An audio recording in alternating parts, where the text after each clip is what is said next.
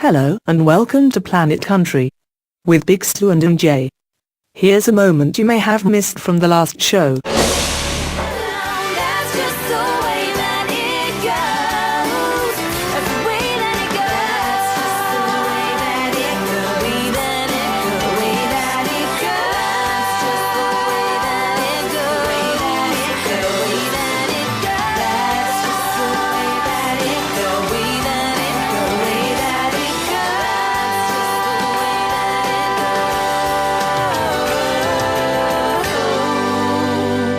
Australian sister act Dozzy there with The Way It Goes, and recently Andrea, one of the sisters, spoke to us here on Planet Country about the band and their recent trip to Nashville, and here's how it went down. They've been described as country music sweethearts. They're the three sisters with charismatic harmonies who've quickly established a loyal fan base. Their debut EP has spawned 3 singles and videos which are on heavy rotation on CMC. They're about to kick it up a notch by working with the team behind Rihanna, Beyonce, Billy Ray Cyrus and Pink. We're so excited to have them on the line to tell us about it. It's a big Planet Country welcome to Andrea, 1/3 of Dozzy. Hello. Hi, Andrea. Thank you for calling in and talking to us about what's been going on with Dozzy. Why don't we start, though, with your most recent performance? You played, I guess, your own backyard, the Broadbeach Country Music Festival. How did that go? Oh, fabulous. It was great weather. You know, clouds kept coming over and then they'd suddenly divert themselves a different way, and it was, you know, you didn't have to wear a jacket during the day. It was good, and just the whole festival, for a second festival, it's really big, and we've got, there's big name artists, and there's heaps of people that go. It's just such a fantastic festival, and plus, yes, it is basically in our own backyard, so makes it easier. Just down the road. You are Brisbane based, of course, and I have heard some great things about the festival, and I think it's set to become one of the big fixtures on the country music calendar, which is great. What about taking us right back to the beginning? We know you're 3 sisters who can sing and play various instruments. Where did the love of music come from? Well, our parents, we grew up with parents as musicians, so we didn't have parents that went to office jobs and stuff like that. We had parents who would go gigging and bring us along when we were lucky enough on some weekends. How cool is that? Yeah, well, we thought our parents were cool. Until we realised that they're not. Well, I think no parents are cool. No, exactly. That's right. So what sort of music did they play? Was there a variety of music that you grew up hearing? We grew up with them writing country music, and then they'd do gigs on the weekend, so pub stuff, and we'd also help them learn those songs as well. Wow. So country and pub, really. Yeah, okay, that's a real interesting upbringing. And, it was actually funny because at the festival we had a lot of people coming up asking or our parents here, because they used to come and watch them play. And also Laurel used to sing with my dad when Troy Casadale's wife used to sing with my dad when Mum was off having babies. Oh, okay. I know, it's a small world, isn't it? It is, exactly. One thing I wanted to talk about was last year for Dozzy. You guys won Best Video People's Choice Award for Love Away the Bad Days, and your duet with Drew McAllister, I Need You Tonight, it's topped the Hot Country radio chart. So have you had a chance to take it all in? Has it been a blow? It's been fantastic. It is kind of like surreal, I guess, this kind of stuff. But like we really love the duet, and we love Drew's voice in it, and we love the film clip too. Like the first time we watched it, we're like, oh my gosh, it looks like Jesse and Drew are really in love. Let's start a rumour. The country music rumour grapevine, that'd travel very fast. Let's do it. That's right.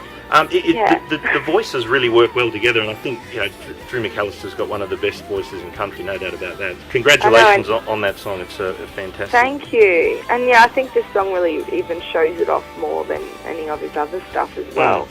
Yeah, we lucked out there.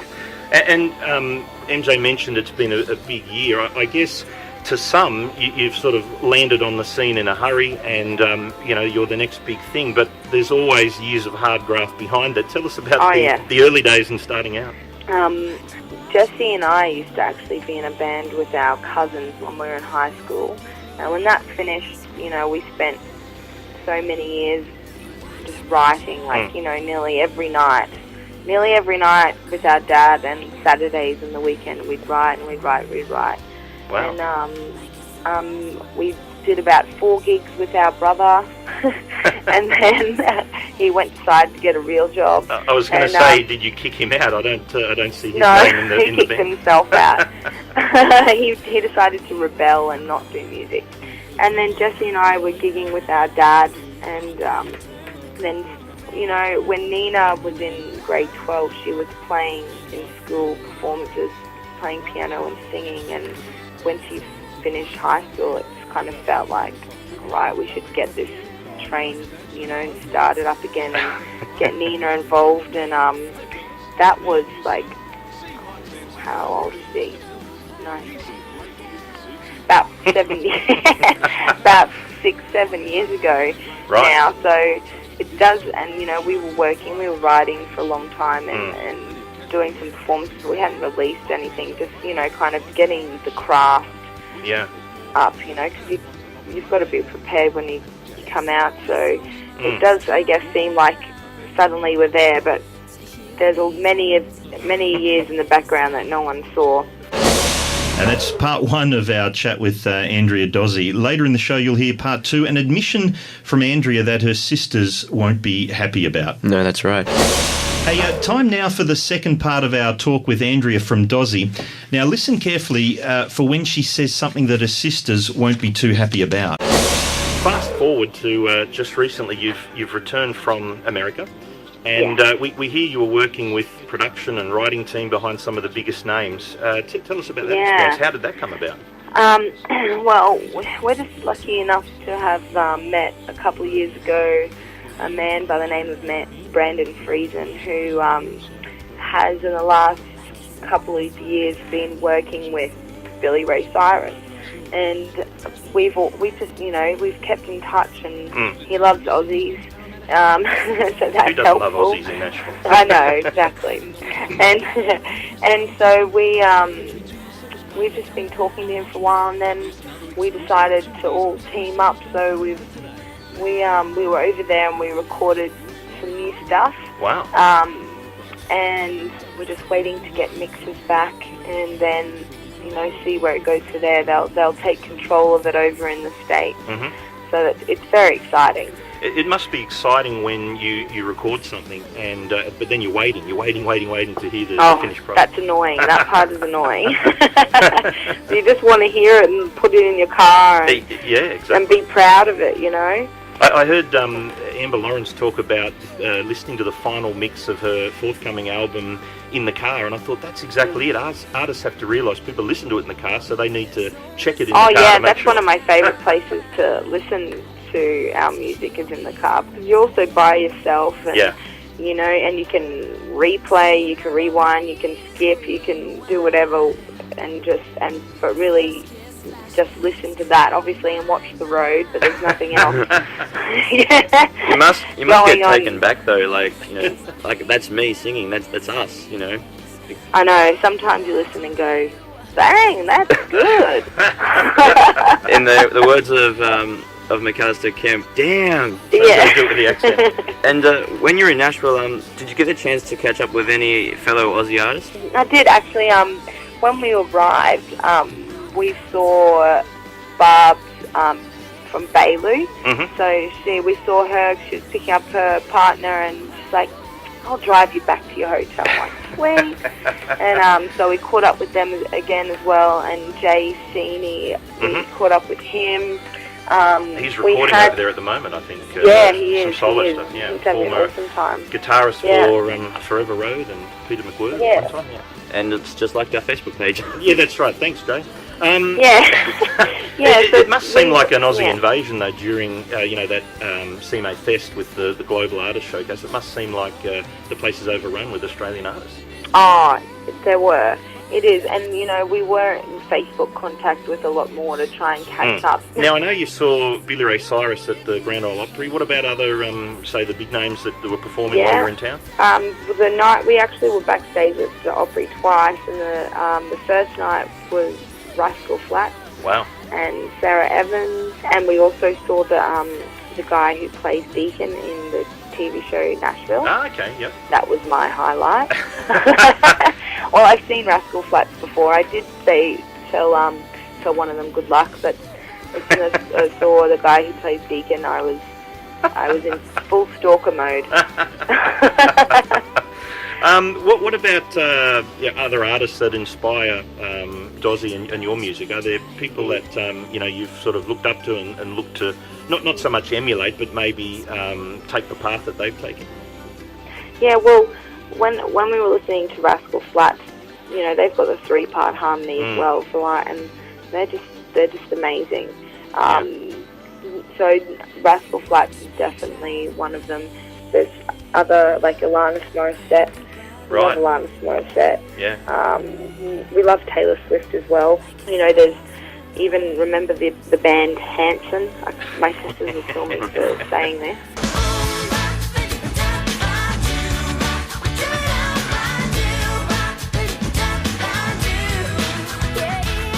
Now, were they were three brothers, weren't they?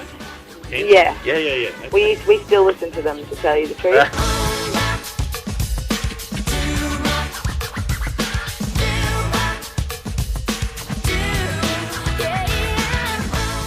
They've still got... Okay. Lucky my sisters aren't listening to me say this. And but, their harmonies are really amazing as well. And Dozzy are very active on the social media. Do you guys see that as being an important part to communicate with your fans? Oh, definitely. 100%.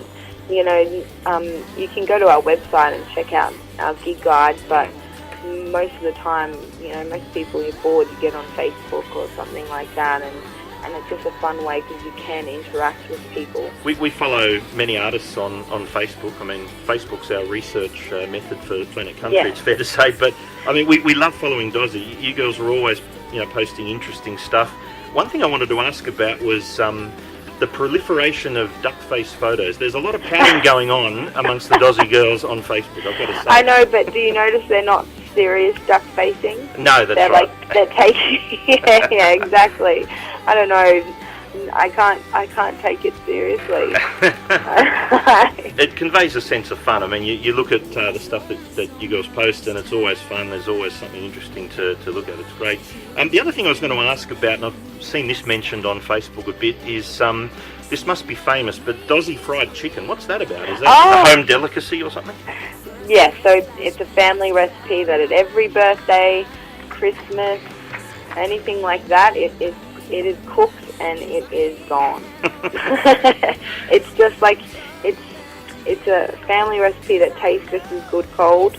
That's important. The day after is very important and much underrated in the fried chicken caper, I'm guessing.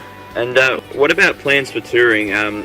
Firstly, can we expect you guys to come play somewhere in Sydney? Hopefully, we would love to. There must be great demands on your time, though. I mean, people are wanting you to be everywhere and perform everywhere, and it probably becomes a bit of a grind trying to fit everything in. Oh no, we love it. We love going. Actually, we're going to Tamworth for Hats Off Country. Not this weekend, a few weeks next away. weekend. Excellent. Yeah, and the drive there, which is I think it's like 7 or 8 hours. 8 hours, we'll say, with stopping and everything. We don't mind that anymore. We enjoy it. Road tripping, that sounds great. Yeah, you learn to like it, so we don't mind. Well, we would welcome you to come down to Sydney and play anytime you can, and of course come into the studio and do something a cappella or acoustic for us. That'd be great as well. Yeah, for sure. We can come and sing the duet, just the three of us. Excellent. Well, we're about to hear your song, and this is actually a very special part of Planet Country. We have the Song of the Week. It's a very prestigious thing, and spend all our budget on the theme. We spend our budget on the theme. Now on Planet Country, it's time for the prestigious Song of the Week.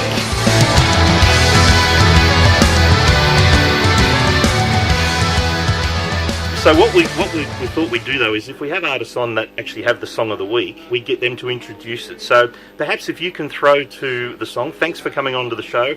Say hi to your sisters, and obviously come and see us in Sydney when you're down. Thank you. Okay, well, you guys are about to hear our latest single. It's a duet with Drew McAllister.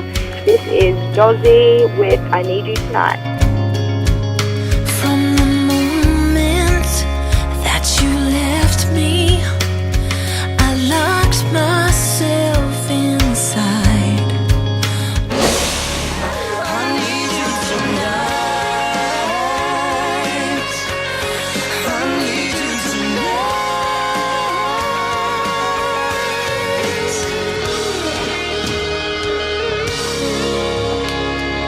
And just another quick shout out. We had Chris and Sinner tuning in before, but when I did the shout out, they lost their internet connection. I just said to them, "Did you hear that?" And they're like, "No, what? We dropped our internet." So thanks, guys, for listening in, and don't forget to tune in next week. And what we just had was Andrea Dozzy interview, and so thanks to Andrea for calling in to do the interview. And Hey, did you catch what she revealed? a band called Hanson. Yeah, Hanson. They were three brothers who had the biggest song in the universe in 1997. I was only 2 years old. With Bob. Now, the reason she didn't want to reveal that her and her sisters liked Hanson, and as she announced, still listened to them, was that they were sort of much maligned. They were young kids, essentially, who had a catchy song that, in the end, look, everyone got sick of it because it was overexposed. So even though they were incredibly talented, they suffered from the popularity that they achieved. Now, Andrea might not be happy with us. Were they like One Direction? Yeah, they were more talented. Now, she may not be happy because we teased the revelation last week and promoted it leading up to tonight's show. So I thought it only fair that I too reveal an interest in a brother band from the 90s that were also much maligned. That's fair. Yeah. I admit I had a thing for Nelson. Nelson? Yeah, Nelson. They were two brothers with impossibly long blonde rock star hair, and they played hard rock. Rock like this? Yeah, that's it. That's Nelson. This was their breakout hit. This is the problem with record shelves. You go through and you see what people like to listen to. I Can't Live Without Your Love and Affection, released in 1990. That's them. How cool is this? Ready, big finish. Yeah, that's them. That's Nelson. Now, much like Hanson, they were maligned because they were pretty boys, seemed to be trading on their, well, in the case of Nelson, on their dad's success. Just like us. That's right. You see, they were twins. They were the twin sons of Ricky Nelson, who had a hit music career, and he was also an actor. So they weren't taken seriously, but they're actually in the Guinness Book of Records because they were the first triple-generation family to have #1 hit records, beginning with their grandparents. Going back here, the oldies will know, Ozzy and Harriet Nelson. That's fascinating. No one wanted to do something different? Yeah, but ultimately, fascinating but ultimately boring for a country music show. I just thought Dozzy should know that we all have our brother band stories. And I can't believe I'm going to ask, but whatever happened to Hanson and Nelson? Well, funny you should ask. They're still around. They both continue to release albums independently and tour. Nelson, in fact, released a country album in 1998 called Brother Harmony. I'm trying to track that down, by the way. They look very different now. In fact, in an act of self-indulgence, why don't we post some images of both Hanson and Nelson on our social media pages, MJ? Maybe, then and now, so listeners can get a handle on who we're talking about.